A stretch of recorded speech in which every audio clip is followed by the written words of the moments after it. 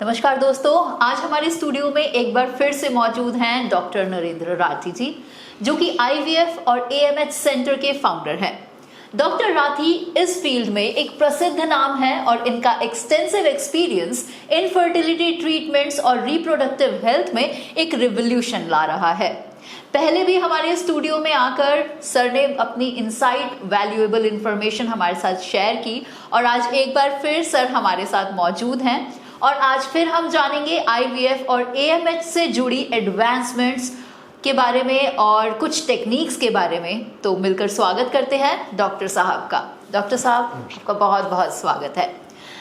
पिछले 3 एपिसोड्स की सक्सेस के बाद हमें बहुत सारे लोगों के सवाल आए, जिनमें से कुछ सवालों को हमने स्क्रूटनाइज किया है, जो कि आज हम हमारे इस एपिसोड के जरिए पूछेंगे सर से और जानेंगे बहुत सारे ऐसे मिथ्स और फैक्ट्स के बारे में जो कि आईवीएफ से रिलेटेड हैं, एएमएच से रिलेटेड है। तो सबसे पहला सवाल मेरा ये है कि एक मिथ है, ये कितना सही है कितना गलत, कि आईवीएफ 100% सफल होते हैं? नहीं, 100% आईवीएफ को नहीं कह सकते हैं। 100 यदि आईवीएफ की हम लोग बात करें तो 35 से 40%, वो भी एज।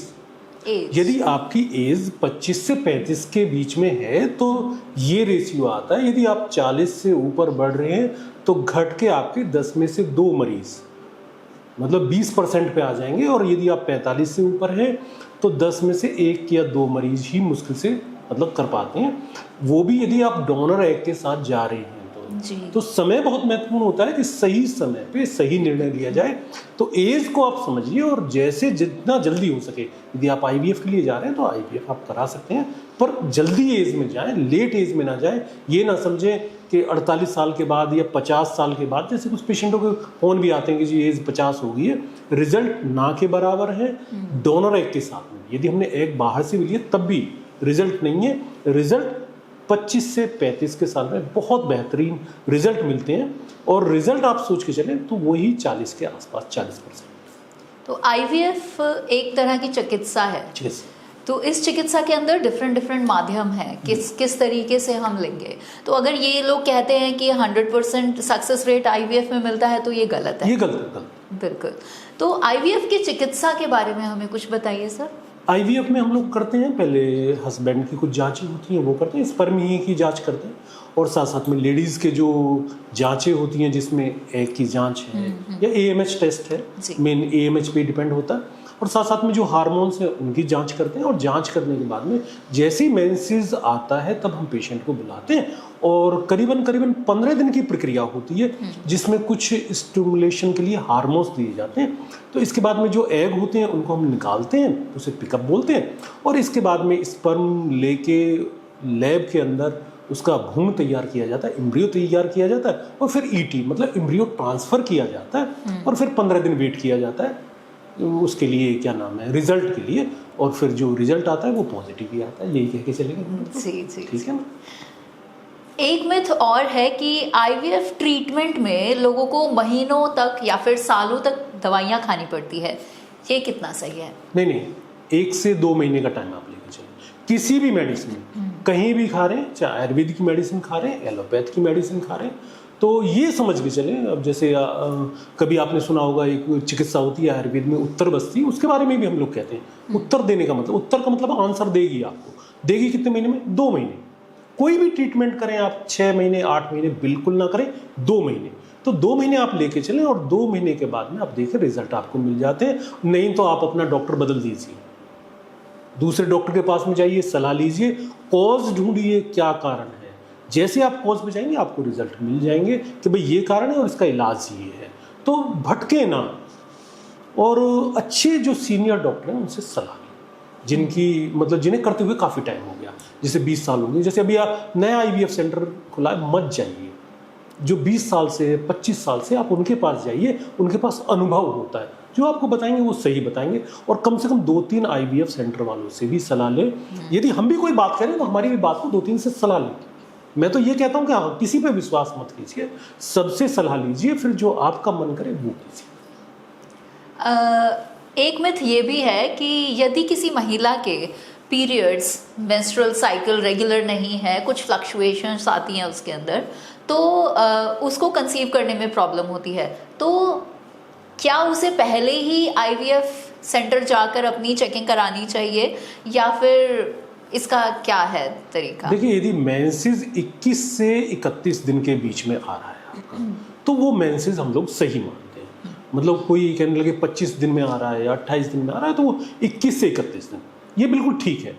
उसमें कोई आपको जांच कराने की जरूरत नहीं है। जांच, जैसे मैं बार बार कहता हूँ कि 2-3 जांचें बहुत ज़रूरी रहती हैं। आदमी का स्पर्म, एक HSG की जांच, HSG का मतलब आपकी ट्यूब खुली हुई हो, और इसके बाद में आपकी थोड़ा अल्ट्रासाउंड करा के ज़रूर देख लीजिए कि यूट्रस का साइज़ वगैरह कैसा। यदि यूट्रस का साइज़ ठीक है और आपकी ट्यूब खुली हुई है तो आपको कुछ कराने की ज़रूरत नहीं है। और 21 दिन से 31 दिन का आपका पीरियड है तो आपको नेचुरल कंसीव हो जाएगा।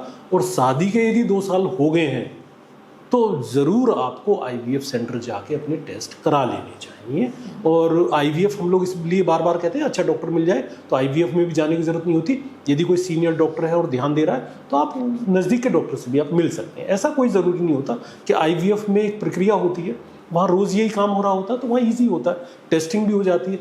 पर टेस्ट इसके बहुत बड़े टेस्ट नहीं है, नॉर्मल लैब में हो सकते हैं। खर्चा भी यदि हम बात करें तो 5 से 10 हज़ार के बीच में सारे टेस्ट हो जाते हैं। तो टेस्ट कराइए, पहले कॉज ढूंढिए और कॉज ढूंढ के फिर आगे बढ़िए। सभी का ज़रूरी नहीं होता कि आईवीएफ से इलाज कराना ज़रूरी होता है, ऐसा कोई ज़रूरी नहीं होता। हम लोगों ने देखा है कि कई बार आईवीएफ करा दिया तो फिर भी उसके बाद में नेचुरल प्रेगनेंसी हो जाती है, जबकि पहले आईवीएफ फेल हो गया। तो ये मत सोचिए कि हम जा रहे हैं तो हमको कल को बच्चा मिल जाएगा, ऐसा बिल्कुल ना सोचें। पर बेहतरीन प्रक्रिया अपनाएं बिल्कुल। प्रेगनेंसी से रिलेटेड अगर हम चिकित्सा की बात करें, या फिर कितनी तरह की चिकित्सा होती है जो प्रेगनेंसी में लोगों की हेल्प कर सकती है? आईवीएफ में कितनी जाती हैं और नेचुरल प्रेगनेंसीज के अंदर कितनी जाती हैं? देखिए, आईवीएफ बहुत ज़रूरी है जिनकी ट्यूब बंद है। यदि ट्यूब ओपन है तो आईवीएफ की ज़रूरत नहीं है, या स्पर्म की संख्या बहुत कम है, मतलब बहुत ज़्यादा कम संख्या है, तब आईवीएफ की ज़रूरत पड़ती है। स्पर्म ठीक है, ट्यूब खुली हुई है, तो फिर ऐसा कोई ज़रूरी नहीं है आप आईवीएफ की तरह। अब रही चिकित्सा की बात, चिकित्सा 3 तरह की होती है। पहली चिकित्सा होती है चिकित्सा जो आप सब जगह कराते हैं, वो चिकित्सा होती है। आईवीएफ भी एक चिकित्सा ही है। दूसरी चिकित्सा होती है दैवीय चिकित्सा, जिसमें कुछ मंत्रों के साथ में चिकित्सा की जाती है उसी दवाई के साथ में। एक चिकित्सा होती है असुरीय चिकित्सा। असुरीय चिकित्सा का हुआ मतलब कि आपके एग काम नहीं कर रहे हैं, आपका स्पर्म काम नहीं कर रहा है, या आपको सैरोगेसी की तरफ बढ़ना है, तो उसको हम असुरीय चिकित्सा कहते हैं, कि जहां उसके बिना काम नहीं चलेगा। तो आप ये देखिए कि आपको कराना क्या है और प्लान बनाइए। प्लान बनाना बहुत ज़रूरी है। यदि आपका प्लान ठीक है, फिर आप जैसे जैसे बढ़ते हैं आगे तो आपको ज़रूर सफलता मिलती है। और दैवीय चिकित्सा का उपयोग ज़रूर धर्मशास्त्रों में लिखा हुआ है, आपको करना चाहिए।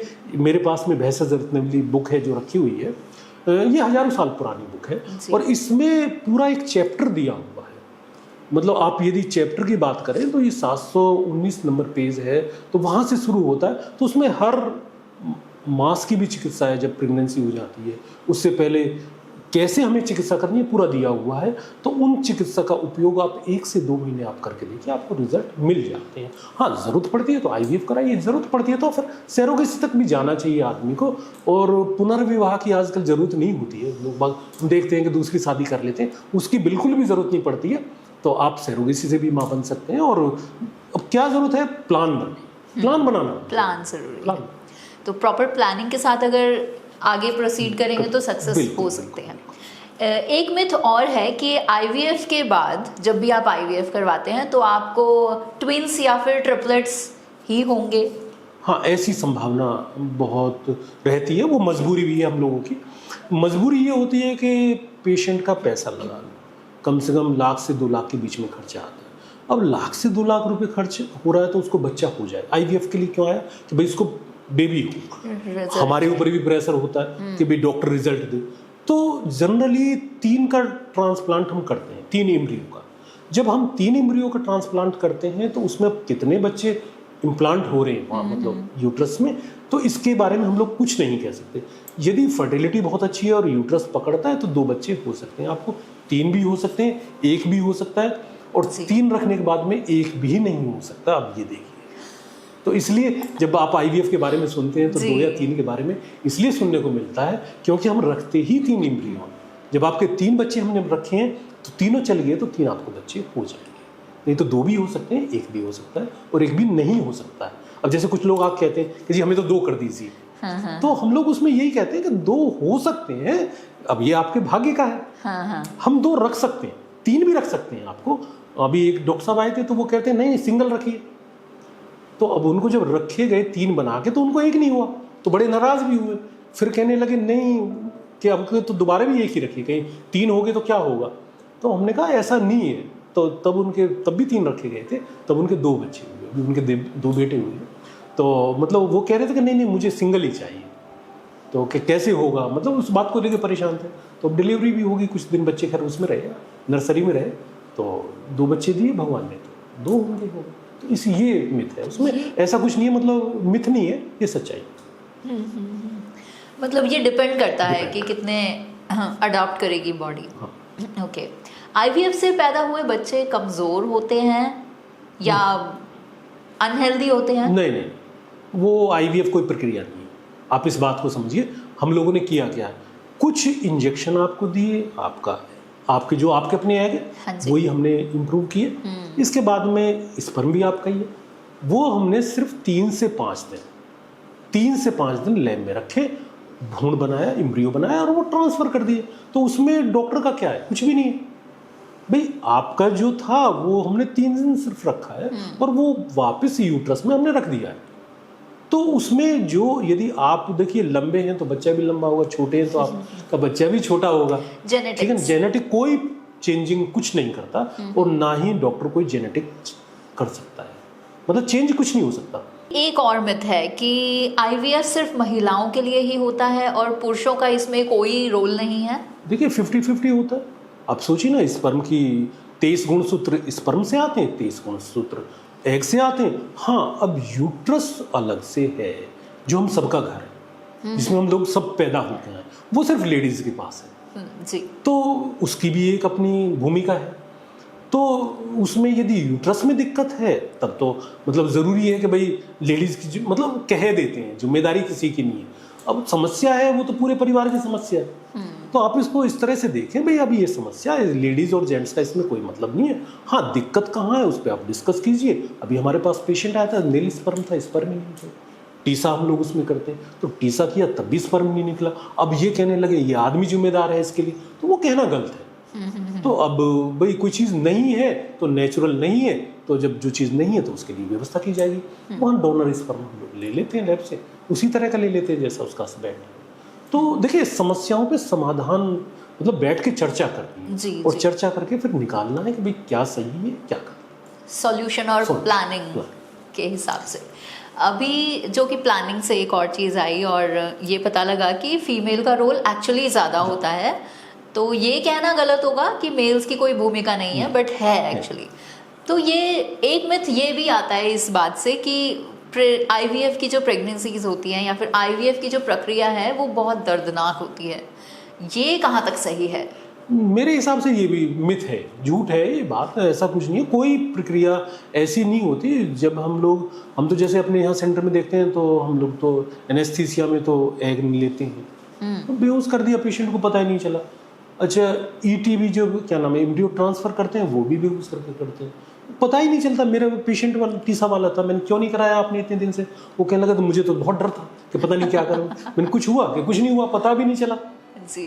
तो वो ये एक डर होता है, हॉस्पिटल जाने से भी डर लगता है कई पेशेंट को। तो ये वो मानसिक भ्रम है, ऐसा कुछ नहीं होता। और आप तो देख ही रहे हैं कि इतने इतने बड़े जो मतलब सिनेमा जगत के मतलब सितारे हैं, जब वो करा रहे हैं तो आम आदमी को तो दिक्कत क्या होनी चाहिए। भाई डर तो उनके लिए भी होना चाहिए, पर सेफ प्रक्रिया है, कोई दिक्कत नहीं होती है, आप जाके करा सकते हैं, कोई परेशानी नहीं की जरूरत नहीं। एक मिथ और है, क्योंकि ये हमारा मिथ बस्टिंग एपिसोड मुझे ज़्यादा लग रहा है क्योंकि बहुत सारे लोगों के सवाल ही ऐसे आए थे।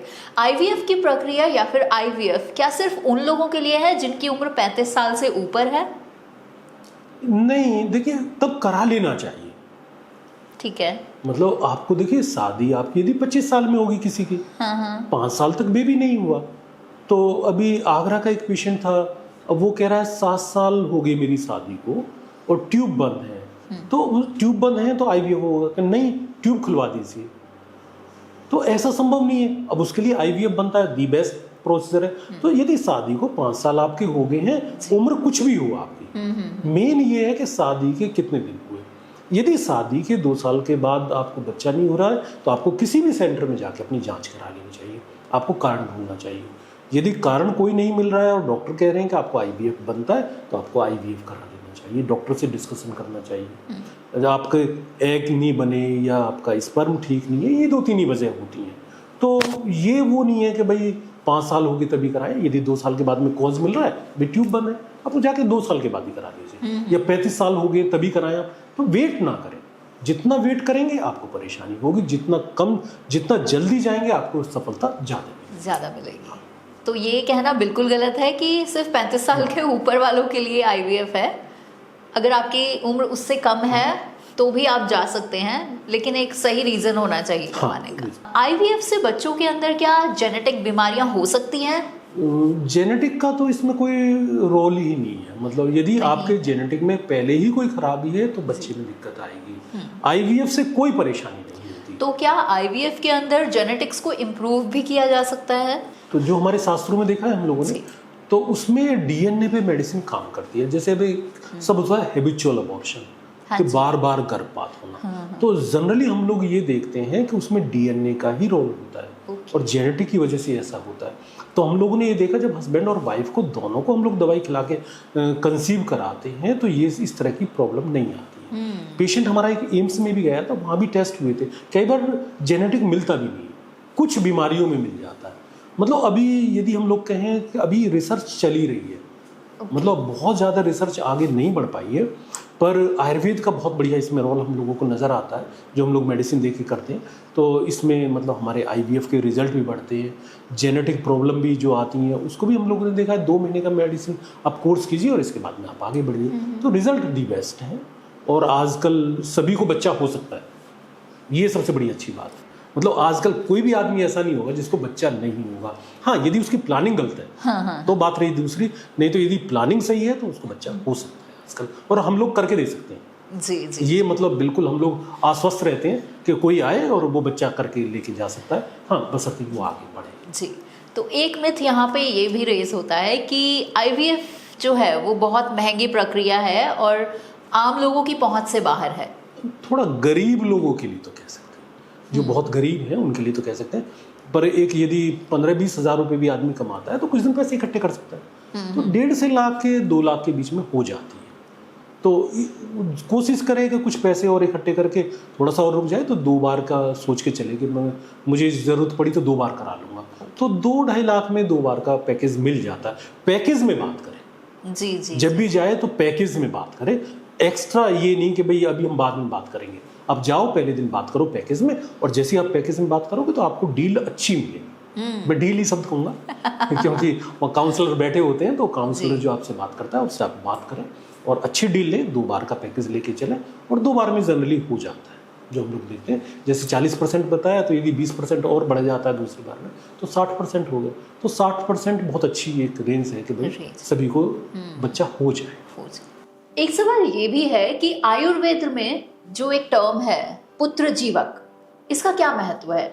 पुत्र जीवक का जो उपयोग है शास्त्रों में जो दिया हुआ है, जैसे अब चरक संहिता है हमारी, या इसके बाद वाले जो ग्रंथ हैं भाव प्रकाश वगैरह हम लोग कहते हैं, तो उसमें वर्णन आता है, औषधियों का वर्णन आता है। तो इसको पुत्र जीवक का मतलब ये होता है कि जिनके पुत्र पेट में मर जाते हो उनको इसकी माला पहनाते हैं। अच्छा। कुछ लोग इसको पुत्र प्राप्ति के लिए लेते हैं, तो पुत्र प्राप्ति के लिए इसका उपयोग नहीं है शास्त्र में। कई बार हमारे पास में भी कुछ क्वेश्चन आते हैं कि जी मैं इसको खा लूं, तो इसका उपयोग खाने के लिए नहीं किया जाता। देखिए, जो ये क्या नाम है आयुर्वेद है, कुछ पारंपरिक है, तो इनको कुछ जनजातियां लोग यूज करते हैं। आयुर्वेद का उपयोग जो वनों में रहते हैं, कहा भी गया है, चरक संहिता में भी ये बात कही गई है कि आपको उन लोगों से सीखना चाहिए, क्योंकि उनके पारंपरिक रूप से उपयोग होता रहा है। तो चरक संहिता इस बात को कहती है कि आप जाओगे और आप लोगों से जानकारियां इकट्ठी करोगे। वो हम लोगों ने छोड़ दी, कोई हम लोग नहीं जाते ना जानकारी इकट्ठे करते हैं, पर बुक्स ही पढ़ लें। जी। तो बुक्स में ये लिखा हुआ है कि कुछ जनजातियां इसका उपयोग माला के रूप में करती हैं, कि जिसके हैबिचुअल अबॉर्शन हो रहा है, और उसमें भी कई बार हम लोगों ने देखा है कि इस मतलब यदि कन्या संतान है तो हो जाती है, पर पुत्र संतान नहीं होती, वो एबॉर्ट हो जाती है। इस तरह के केस भी आते हैं कि पुत्र संतान होगी तो वो एबॉर्ट हो जाएगी, कन्या होगी तो आगे चलेगी, मतलब डिलीवरी तक जाएगी। तो उन लोगों में इसका उपयोग देखा गया है कि माला के रूप में करना चाहिए, और माला पहनाते हैं, न कि खिलाते हैं। और इसका इनफर्टिलिटी, जो बांझपन हम लोग बोलते हैं, उससे कोई संबंध नहीं है। मतलब कुछ कहते हैं हम लोगों के कि इसके क्या हम खा लें, मतलब कैसा किसी ने बताया जी, तो वो ये समझते हैं कि या तो इससे पुत्र प्राप्त होगा, हाँ, या इनफर्टिलिटी दूर होगी। तो ये उन दोनों में काम नहीं आती है, ये सिर्फ काम आती है हैबिचुअल अबॉर्शन के केसेस में। तो उसमें जरूर इसकी माला का प्रभाव देखा गया है। देखिए, हमारे यहाँ कहा जाता है कि देवता, मंत्र, औषध, रत्न सब फल देते हैं, मतलब इन सब का प्रभाव है। तो इन सब का प्रभाव है, ऐसे ही उस औषध का प्रभाव है। वो प्रभाव ये है कि आप पहनिएगा उस माला का तो एबॉर्शन रुक जाती है। तो ये उसका अपना प्रभाव है, तो उसका आप उपयोग करें। खाएं ना, खाने के लिए नहीं है, वो एक्सटर्नल उपयोग के लिए है कि आप उसकी माला पहन सकते हैं, तो उसका प्रभावशाली गुण नजर आता है। ऐसा जनजातियों में बताया गया है। चरक संहिता में इसका उपयोग कब मिलता है? वहाँ शतावरी घृत, फल घृत, कुमार कल्पद्रुम घृत, ये भैंसा रत्नावली में। वैसे ये सब जो ग्रंथ हैं ये बाद के हैं। शुरू का जो ग्रंथ है वो चरक संहिता है। उसने भी कहा है कि मुझे आप कभी पूर्ण ना समझे, मतलब ये समझिए कि चिकित्सकों ने, चिकित्सा विज्ञान को ये कहा है कि हम कभी पूर्ण नहीं है, कोई भी चिकित्सा पूर्ण नहीं है। तो उसमें हमेशा संशोधन होते रहे हैं। अब जैसे IVF का उपयोग हुआ है तो हम लोग कर रहे हैं, तो ऐसे ही आगे भी और चीजों का उपयोग होगा। तो हम लोगों को तैयार रहना चाहिए कहाँ से मानव, मतलब जो मनुष्य है उसके लिए जल्दी से जल्दी फल मिले। मतलब कहने का मतलब ये है कि उसकी समस्या का समाधान हो, तो उसके लिए हमें अग्रसर रहना चाहिए। तो जो हमारी पारंपरिक चिकित्साएं हैं उनका उपयोग करते हुए कहाँ तक हमें करना है। तो पुत्र जीवक के बारे में यही है कि खाना नहीं है, माला अवश्य पहने उसकी। तो हम लोगों ने देखा है कई बार कि माला नहीं पहन के खाता है आदमी, तो उसका नुकसान भी होता है। कई पढ़े लिखे भी लोग आते हैं। एक पेशेंट था, शायद बहुत बड़े हॉस्पिटल में इलाज कर रहा था, तो तब बता रहा था कि मुझे हॉस्पिटल तक जाना पड़ गया, तो उसने खा लिया था। वो कईयों के पाउडर आते हैं, तो खाने के लिए नहीं है, ये सिर्फ माला पहनने के लिए। और जो हमारा प्रोग्राम का भी मकसद ये होता है कि शास्त्रों में क्या है। शास्त्र का मतलब हो गया जो सत्य है, वो जो शास्त्र में लिखा हुआ है। आप मतलब हमसे पूछ सकते हैं कि इसके लिए किस शास्त्र में क्या लिखा हुआ है, तो वो हर पेज पे डिफाइन है कि आपको ये लेना, बशर्ते कि हमें वो पढ़ना चाहिए और हमें आपको समाज को बताना चाहिए कि भाई इसमें ये लिखा हुआ है, आप उसका उपयोग करें। जी जी जी।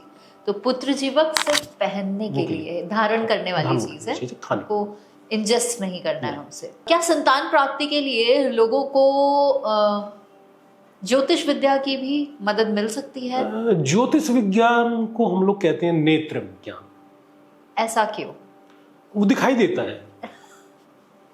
नेत्र विज्ञान का मतलब वो दिखाई देता है। ये अद्भुत है। हाँ, तो वो विज्ञान कितना काम करेगा? काम नहीं करना। नेत्र विज्ञान आपको मतलब बिना चश्मे के नहीं दिखाई दे रहा, और आप अभी मोबाइल में किसी का नंबर डायल करें तो जिसका करना है उसका ना होकर दूसरे का भी हो सकता है। हाँ। क्योंकि आपको दिखाई नहीं दे रहा है। तो वो चश्मा है जिससे आपको बिल्कुल खुल के दिखाई देता है। तो इसका उपयोग किया जा सकता है। यदि आप चरक संहिता की बात करें तो उन्होंने मंत्रों के बारे में कहा है जी। ज्योतिष भी मंत्रों के बारे में आपको कहता है कि आप मंत्र विज्ञान का सहारा ले। ज्योतिष का कर्तव्य सिर्फ मंत्र विज्ञान तक है, वो आपको संतान प्राप्ति नहीं करा सकता, वो मंत्र विज्ञान दे सकता है आपको जी। आप जाके वहां सष्टांग दंडवत होके ये चाहें कि वो आपको संतान करके देगा। मान लिया मेरे पास में एक पेशेंट भी आया था, उसकी एज भी ठीक ठाक थी और उसको इतना मतलब अंदर से वो भरा हुआ था कि मुझे बच्चा हो जाएगा, जबकि कई IVF सेंटर वालों ने मना कर दिया था और हम लोगों ने मना कर दिया था, नहीं संभव। तो आत्मविश्वास होना चाहिए, पर इतना भी अति आत्मविश्वास नहीं कि हम कुछ भी कर सकते हैं। नेत्र विज्ञान है, दिखाई देता है। दिखाई देने का मतलब ये होता है कि उसमें कुछ गणनाएं दी हुई हैं। ये पराशर होरा शास्त्र है, ये वाला पराशर होरा शास्त्र है। इसका 30 पेज हैं जिसमें भगवान शिव और पार्वती के संवाद के रूप में, जैसे हम आप बात कर रहे हैं उसी तरह से ये संवाद आता है। तो उसमें माँ पार्वती भगवान शिव से पूछती है। चरक संहिता भी आप उठाओगे, वहां भी संवाद के रूप में है, और जितना भी ज्ञान है वो संवाद के रूप में। ऐसे ही पराशर होरा शास्त्र में भी माँ पार्वती और भगवान शिव के रूप में एक संवाद के रूप में आता है कि किस किस उसमें इसका उपयोग किया जा सकता है, और मतलब किस तरह से इसको संतान प्राप्ति नहीं होती, ये योग होते हैं। तो उसमें योग का मतलब होता है, जैसे योग का मतलब 2 से 2 और 2 4, ये योग होता है। हाँ जी। उसमें 12 घर माने जाते हैं, 9 ग्रह का वर्णन आता है, हाँ जी। और कुछ 27 नक्षत्रों का वर्णन आता है। तो उसमें ये बताया जाता है कि यदि ये ग्रह जैसे 5वें घर का मालिक 6ठे, 8वें और 12वें घर में होगा तो संतान प्राप्ति में दिक्कत है। एक होते हैं कि संतान प्राप्ति बहुत ईजी हो सकती है, तो उसके भी उसमें योग दिए हुए हैं। तो उन योगों को मिलाना चाहिए, पर हम लोग कोई योग नहीं मिलाते, क्योंकि वो करीबन 30 पृष्ठ हैं जिनमें से आपको बैठ के योग मिलाने हैं। यदि आप ज्योतिष के पास जाते हैं तो उनसे भी आप पूछ सकते हैं। मेरा तो फिर वही आ जाता है कि आप शास्त्र में कौन सा योग मिलता है इसको आप बताइए। हाँ। ज्योतिषी से आप पूछिए, उसकी दक्षिणा पूरी 500 रुपए लेता हो तो आप उसको 1000 रुपए दे दीजिए, पर उससे कहिए कि पंडित जी हमारे योग मिला के बताइए और वो दिखाइए कि ये योग है। ज्योतिषी को नहीं बताना चाहिए, योग बताना चाहिए। तो योग देखिए, न कि ग्रहों से ही योग बनता है, योग बनते हैं, पर योग मतलब वो डिफाइन है बिल्कुल। तो आप जैसे मैं आयुर्वेद में कहता हूं कि कहां पर लिखा हुआ है, शास्त्र पढ़िए और शास्त्रों में जाइए। जैसे ही आप शास्त्रों में जाओगे, आयुर्वेद से भी, ज्योतिष से भी, आईवीएफ से भी, आईवीएफ वालों को सब पता होता है, मतलब सबको सब कुछ पता है। बस आपको वो निकालना है, मतलब विश्वास कीजिए, उन्हीं पे विश्वास कीजिए, पर आप भी देखिए भाई कौन सा अच्छा, फिर आप दूसरे पे जाइए, ज्योतिष के पास जाइए, तो वो आपको जब योग निकाल के देंगे तो आपको पता चल जाएगा कि आपको संतान तब होगी और ऐसे होगी और इतना भी आपको टाइम लगेगा, और तब आप जाके चिकित्सा कीजिए, मंत्रों के द्वारा चिकित्सा कीजिए। दिया हुआ है इसमें, जो दिया हुआ है हरिवंश पुराण का, इसमें एक वर्णन आता है कि आप हरिवंश पुराण का पाठ कीजिए और साथ साथ में संतान गोपाल मंत्र का पाठ कीजिए। तो हम लोगों ने देखा है कि जब इस तरह से हम लोग दवाई के द्वारा दवाई देते हैं या जरूरत पड़ती है ट्यूब बंद है तो आईवीएफ के लिए, मतलब डिस्कशन जरूरी है। तो जैसे आप ये बढ़ोगे तो आपको निश्चित रूप से संतान की प्राप्ति होती है। देखिए, यदि आप अनुभवी लोगों से आप पूछ लीजिए जो बहुत दिन से अनुभव करते हैं, तो चाहे ज्योतिषी अनुभवी हो, डॉक्टर अनुभवी हो, आईवीएफ वाला अनुभवी, तीनों को आप पकड़ लीजिए, आपको कल संतान हो जाएगी। यदि आपने अनुभवी एक भी नहीं पकड़ा तो आपको संतान, मतलब मार्ग आपका दूसरी तरफ चला जाएगा और आपको संतान की प्राप्ति में दिक्कत आएगी, टाइम लगेगा। तो ज्योतिष का सहारा लिया जा सकता है।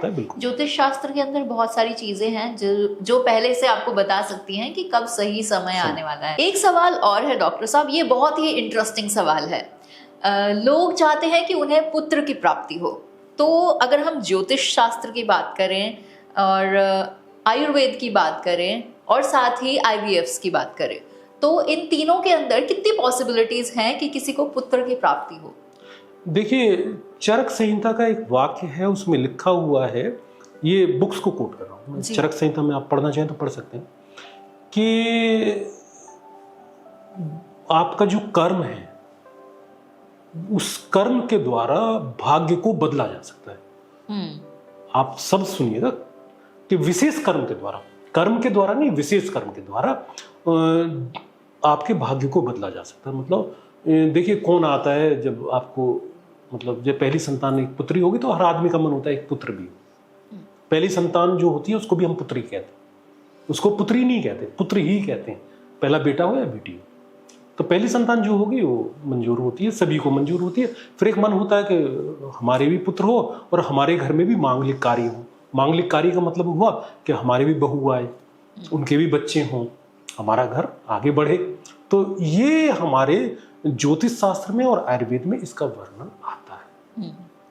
और यदि आप आईवीएफ की बात करें तो कुछ वहां भी है, एक टेस्ट होता है, मतलब एक जेनेटिक टेस्ट होता है, उससे पता कर सकते हैं। इंडिया में बैन है, बाहर है।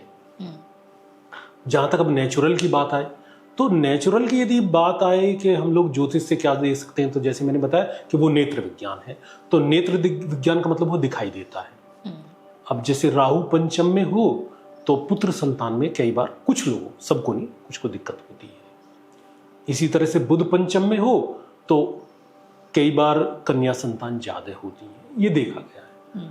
तो उसके लिए ज्योतिष से हम देख सकते हैं, भाग्य परिवर्तन नहीं कर सकते। हाँ, जैसे हम लोगों ने बताया कि संतान गोपाल मंत्र और हरिवंश पुराण का पठन पाठन करना चाहिए, तो ये देव योग तैयार करते हैं। अब आते हैं मेडिसिन की बात में। यदि आप भेषज रत्नावली में जाएंगे तो वहां पर कुमारकल्प द्रुमघृत का उपयोग होता है। कुमार का मतलब ही हुआ कि पुत्र संतान प्राप्त करनी। कैसे? वाइस्पर्म पे काम करती है, पर इससे पहले मंत्र विज्ञान का उपयोग करना चाहिए और करने के बाद में कुमारकल्प द्रुमघृत का उपयोग आप कीजिए, पति पत्नी दोनों। तो संभावना होती है कि आपकी मन के अनुकूल संतान की प्राप्ति हो सकती है। वहां भी मन के अनुकूल, यदि आपका मन प्रबल होगा तभी आप इस तरह की बात करेंगे। यदि मन ही प्रबल नहीं होगा तो उन्होंने यही कहा कि आपका भाग्य मतलब कर्म के द्वारा और मन, इनको बदला जा सकता है। तो उसमें प्रयोग किया जा सकता है और कोई प्रयोग में कोई बहुत ज्यादा खर्चा भी नहीं है। और रिजल्ट हम लोगों ने काफी बेहतर देखे हैं। ये भी एक बहुत बड़ी बात आपको मैं बता देता हूं कि जहां नहीं होना होता है वह मन ही नहीं होता है। यदि आपको किसी को मेडिसिन भी हम लोग बता दें कि मेडिसिन है और इससे ऐसा हो जाएगा, वो मेडिसिन तब भी नहीं खाएगा। तो मन के अनुकूल शास्त्र कहता है आपका मन, पहले आपका मन बने। तो मन उन्हीं का बनता है जिनके भाग्य में होता है। तो बिल्कुल प्राप्ति हो सकती है, पहले आप मन बनाएं और फिर आगे बढ़ें। तो ये पॉसिबल है। ये एक बहुत बड़ा मिथ था जो कि बहुत सारे लोगों के सवाल भी होते हैं। पर इसमें भी एक चीज है, इसमें एक होता है पुष्पवन संस्कार। तो पुष्पवन संस्कार से पुत्र प्राप्ति को जोड़ा गया है। पुष्पवन संस्कार से पुत्र प्राप्ति बिल्कुल नहीं होती है, वो मिथ है। यदि इसके लिए मेडिसिन लेनी है तो कंसीव करने से पहले ही आदमी तैयारी करे। अब जैसे मंत्रों का उपयोग है तो पहले करे और इसके बाद में तभी मेडिसिन ले, जिससे कि वाई स्पर्म आपका एक्टिव अच्छी तरीके से हो। कई बार हम लोगों ने देखा है कि वाई स्पर्म अच्छा नहीं होता, अच्छा परफॉर्म नहीं करता। तो जैसे ही आपका वाई स्पर्म अच्छा परफॉर्म करेगा तो आपको पुत्र प्राप्त हो जाएगा। और यदि एक्स कर रहा है तो आपको पुत्री होगी। तो उसको हम लोग कर सकते हैं। पर ये कहें कि 100% तो 100% कोई नहीं। ठीक है, तो ठीक है, इस चीज के लिए बेटर कंसल्टेशन जरूरी है कि आप कंसल्ट करें, उसके बाद ही ट्रीटमेंट को ऑप्ट करें। तो अगर आपके कुछ ऐसे सवाल हैं ज्योतिष से रिलेटेड हो, आयुर्वेद से रिलेटेड हो, IVF से रिलेटेड हो, और अगर वो आपका सवाल आज हम नहीं पूछ पाए हैं तो आप अपना सवाल कमेंट बॉक्स में ज़रूर पूछिए ताकि डॉक्टर साहब उसका जवाब आपको दे सके। हमारे इसी तरह के एपिसोड्स के माध्यम से हम आपके सवालों को एंटरटेन करते रहेंगे, उनके सही जवाब आप तक पहुंचाते रहेंगे, क्योंकि हमारा मकसद है कि आप तक सही जानकारी पहुंचे और आप भ्रमित होने से बच जाएं।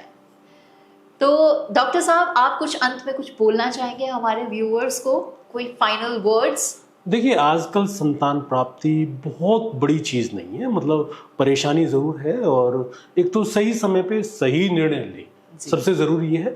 और साथ साथ में ये देखें कि भाई हमें बहुत लंबे समय तक चिकित्सा नहीं लेनी है। ज़्यादा से ज़्यादा 2 से 3 महीने की मेडिसिन किसी की भी ले, दूसरे डॉक्टर से ज़रूर राय लें। मतलब ये ज़रूरी होता है कि भाई आप जो भी मेडिसिन लें लीजिए, पर दूसरे से ये पूछिए भाई मैं ये मेडिसिन ठीक ले रहा हूँ या नहीं ले रहा हूँ। इसके बाद में जो अनुभवी लोग हैं उनके अनुभव का फायदा उठाएं। यदि कोई चिकित्सा कराएं तो शास्त्रीय चिकित्सा कराएं, मतलब शास्त्र में क्या लिखा हुआ है इसको देखें और इसके बाद में आगे बढ़े। संतान प्राप्ति में आजकल कोई दिक्कत नहीं होने वाली है, और हम भी ये चाहते हैं कि आपको कम से कम एक संतान जरूर हो। और इसी कामना के साथ में जो आगे आपके क्वेश्चन आएंगे जरूर उनका जवाब देंगे। बिल्कुल सर, तब तक के लिए आपसे अलविदा लेते हैं। नमस्कार।